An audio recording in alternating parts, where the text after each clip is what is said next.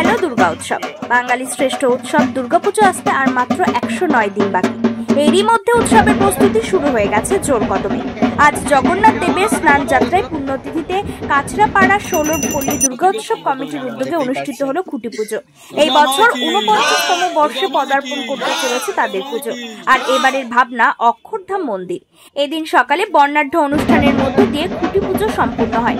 অনুষ্ঠানে উপস্থিত ছিলেন কাছড়াপাড়া পৌরসভার চেয়ারম্যান কমল অধিকারী, সিআইসি উৎপল দাশগুপ্ত সহ ষোলরপল্লী দুর্গোৎসব কমিটির সকল সদস্যরা। জানাবো ষোলরপল্লীর প্রত্যেক সদস্যকে, সিনিয়রকে এবং জুনিয়রকে, এবং এখানে সকল আমাদের কাউন্সিলররা উপস্থিত রয়েছেন।